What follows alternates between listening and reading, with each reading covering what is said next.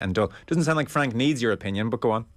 I enjoyed it. I wouldn't be the biggest Bond fan, but my better half dragged me along.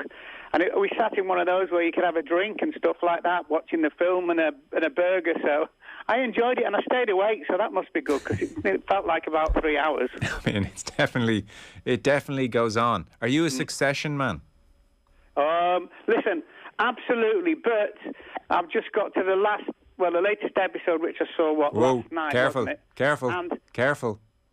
Well, no, I'm not going to give anything away, but I'm just going to say generally it's all got a little bit samey. Yeah. I love the acting. I think it's fabulous, and I love the actors and the actresses, but I just think it's got a little bit samey. Yeah, I think that's a common refrain at the moment on this series. So, busy night in the Premier League. I will give team news and go through the games in just a moment. But can we just mention Ray Kennedy, who I'm sure you're keen to mention as well? We'll start on Ray, the player, in a second. I was just saying to the lads at the start of the show, I hadn't realised that Ray Kennedy had been diagnosed with Parkinson's in his early 30s, that it had been that long. That is just an extraordinary burden to live with for that long. Amazing.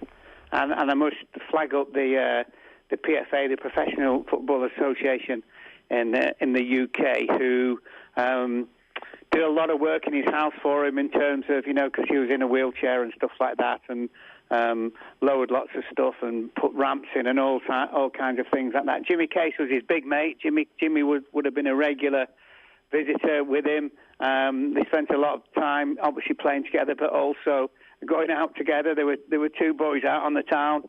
And the great thing about him, and one of the many great things about Ray, was the fact that, he came from a very successful team at Arsenal. They won the double, didn't he? And he was a rough, tough centre forward in those days. Scored a lot of goals, difficult to play against, held the ball up well. And when he got to Everton, what am I on about? When he got to Liverpool, Bob Paisley played him on the left-hand side of midfield, and everybody said, "Well, what are you doing?" Oh my God, he was fantastic. Especially in Europe, more so in Europe. He's still a top player, but more so in Europe, because he never gave the ball away. He held the position brilliantly, he understood it, the defensive side, and then he'd come in from the left with balls getting crossed in from the right, and he'd be jumping up against, he was about 6'1", jumping up against a 5'8" fullback, and he used to batter him out of the way, score lots of goals, and just, he was a real class act, but he also as well enjoyed his life. Yeah. Because I saw Paisley said, in my view, one of Liverpool's greatest players, probably the most underrated. Yes. Yeah, most definitely. The season I signed, 81-82, he was going to Swansea. John Toshak, who'd taken over there. I think Ian Callaghan went. I think Tommy Smith went as well. And I played about 4 or 5 games with him. It might actually have been more, I'm not sure. But I do remember in one game in the League Cup, and nothing really was happening, and he was due any day to go to Swansea. He got tackled by a Welsh international playing for Arsenal in midfield called Peter Nicholas, and it was a little bit late, and basically Ray just hit him with a left hook and knocked him down. The referee obviously came over to send him off. He said, "Ray, I've got to send you off," and Ray said, "I'm not particularly bothered. I'm signing for Swansea tomorrow, and I don't really want to get injured." And just off he went, which was, at the time, we're all like, what? But when you think about it now, it was actually quite funny. So in the Guardian obituary, they said when he was formally diagnosed in late 1984, Kennedy was finally able to account for some of the physical difficulties he had quietly noticed, even back in his days at Arsenal, where he sometimes had trouble doing up shirt buttons and occasionally suffered from excessive post-match fatigue, which puts his achievements into even starker light. That's extraordinary. Yeah, well, I mean, right, so digest that. Look at everything that he won. I mean, absolutely amazing. And I mean, I don't know, but I mean, he wasn't the quickest, but even so, with that kind of revelation, I mean, I knew nothing about that whatsoever, and I'm pretty sure most of the boys who play with him would not have known anything about that either. So his achievements really are quite phenomenal. Yeah. That's good to hear that the PFA did get involved and help out, because he did have to sell his medals and his England caps in the early 90s. Yeah, well, even though playing for Liverpool in that particular era, you probably won't remember. You probably weren't even born. But tax.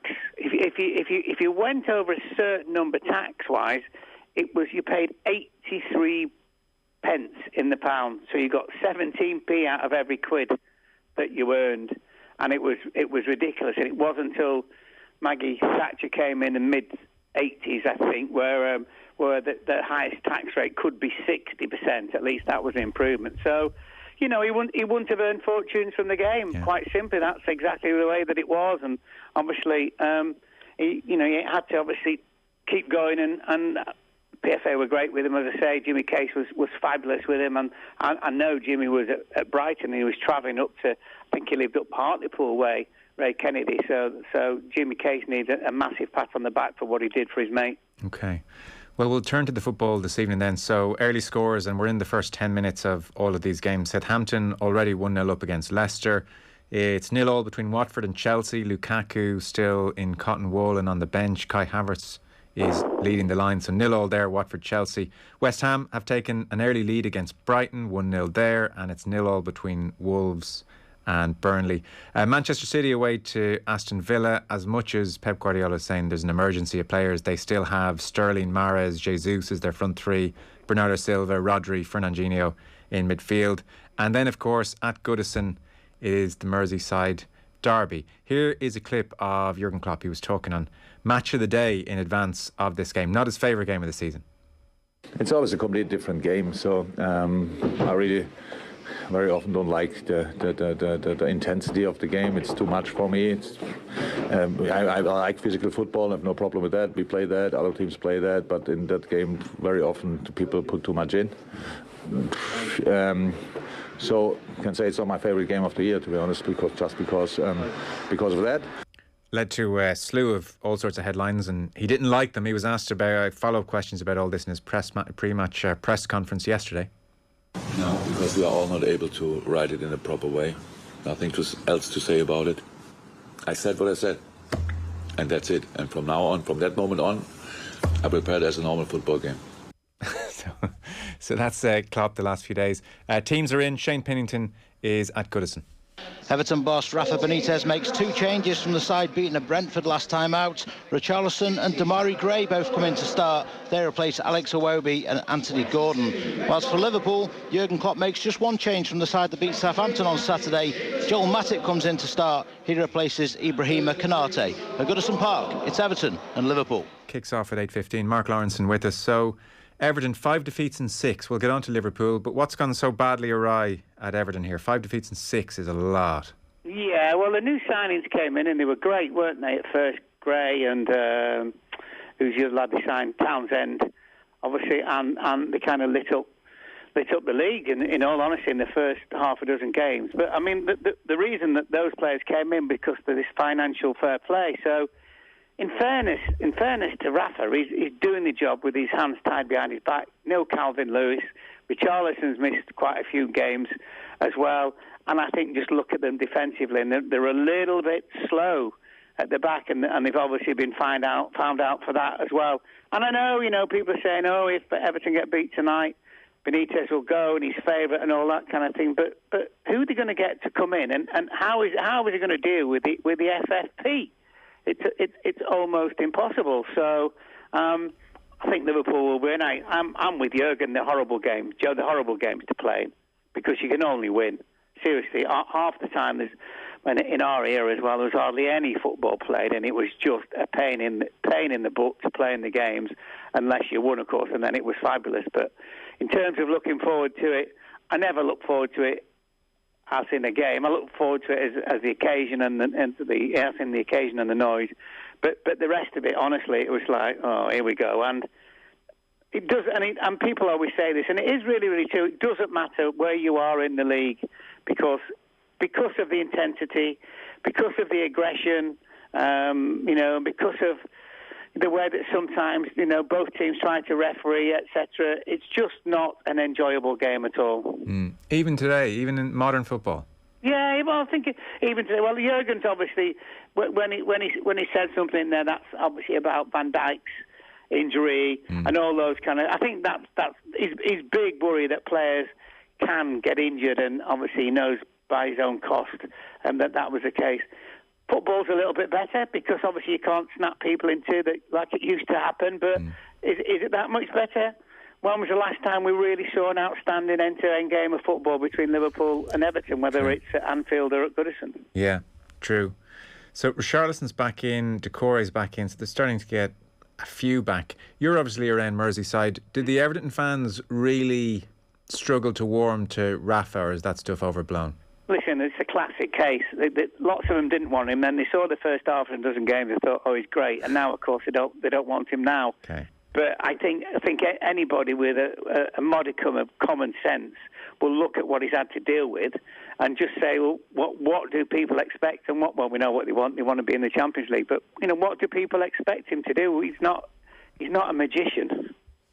And to be fair to him, the brand of football, I mean, I was never much of a fan of Rafa's Liverpool, I have to be honest. But in the early part of the season with Everton, he was allowing midfielders get beyond the ball, and Jamie Carragher was pointing this out and saying when he was over Liverpool, this was just a massive no-no, but he had loosened the reins a little bit.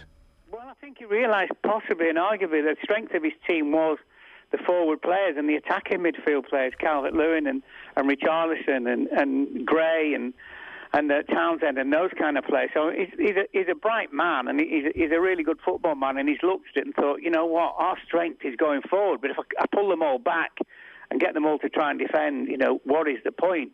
The injuries have done them in many, many ways, because you'd have to argue that the centre forward would be the best player and the most effective, and without him they've quite obviously struggled. So the Liverpool team again, for anyone joining us late: Alexander-Arnold, Matip, Van Dijk, Andy Robertson. The midfield three is Thiago, Fabinho and Jordan Henderson, and then it's Salah, Diogo Jota and Sadio Mane. I mean, a casual glance at their results suggests Liverpool are humming along nicely. What are you seeing? Yeah, all good. They just have a little bit of a wobble.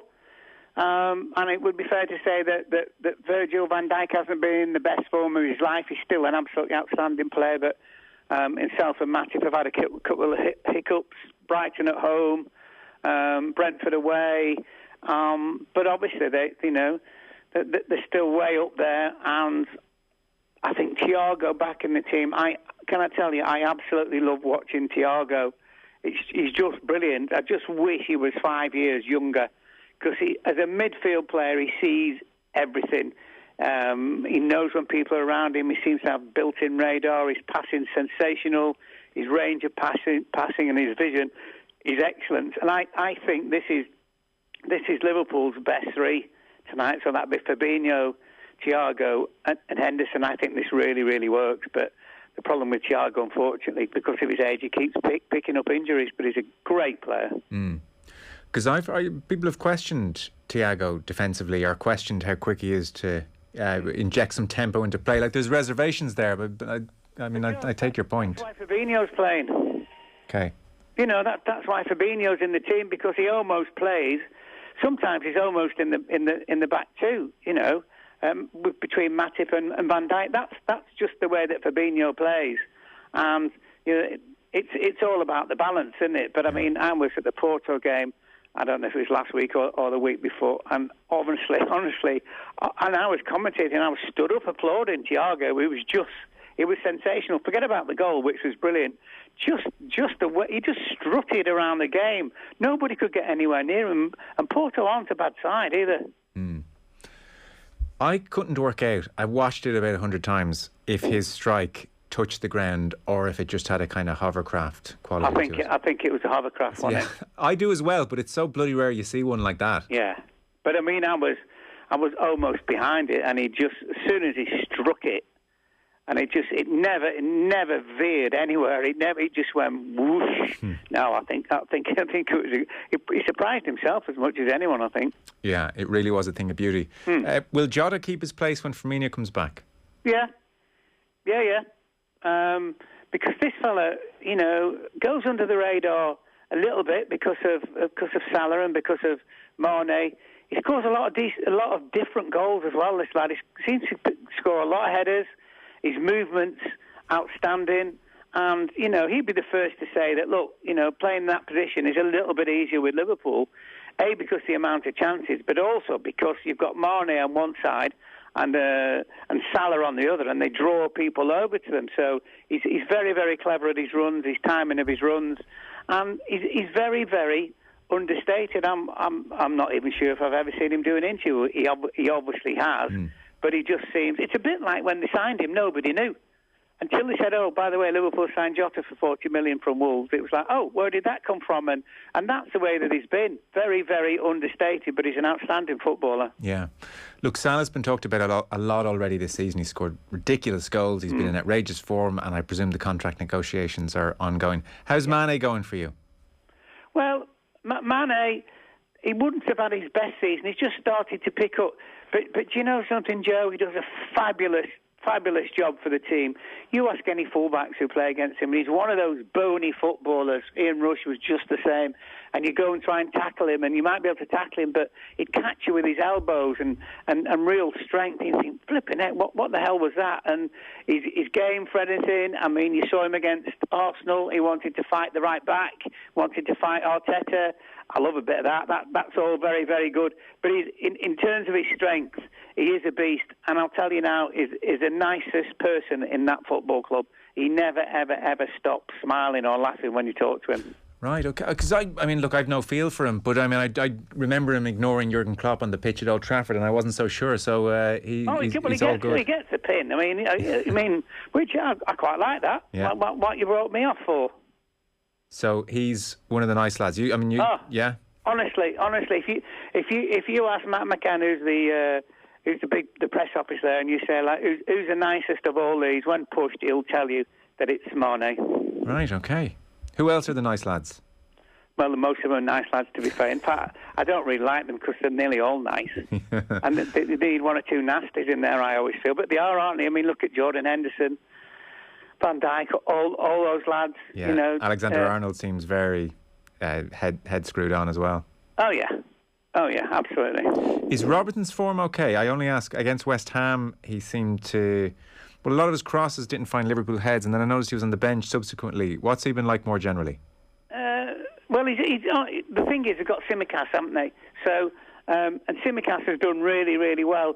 But a big game, it's Robertson. Yeah. And I think it's like anything. If Robbo basically played for 2 or 3 years, generally unchallenged. And you know, at some stage where you've got to buy someone to play left back, and you're just hoping that he's good. And Tsimikas is good, but not as good as Robertson. But he's good enough to play on a regular basis, say in the league, etc. And I think it's a classic case. I always remember when we were there, and me and Hansen, and we were playing every single game and all that kind of stuff. And they signed Gary Gillespie, and we both went, well, is it me or is it me? Like, you know, which one of us is going to make way? And I think, unluckily for Gary, we kind of kicked on, but it was the best thing that ever happened to us because it stopped us just being, we're playing every week, and all of a sudden you think, play badly this weekend and I'm out because Gary will play and maybe stay in the team. Yeah. Well, listen, enjoy the game. Thanks a million for your time. Appreciate it. Pleasure. Cheers. Mark Lawrenson there with us, and our football coverage is brought to you by Sky. You can watch Manchester United Arsenal tomorrow live only on Premier Sports. We'll take a short break. We do have Keith Wood and Jerry Thornley on the way after 8. Football on Off the Ball. With Sky, proud partner and supporter of the Republic of Ireland women's national football team. This is News Talk. News Talk Breakfast. The government needs to start focusing on the fact that you can't keep on putting mental pressure on people and expect us not to crash on some level. Obviously, we all know that Tony Holland is a household name. Why do I not know who's focusing on mental health? News Talk Breakfast with Ciara Kelly and Shane Coleman. In association with AIR. Weekday mornings at 7 on News Talk.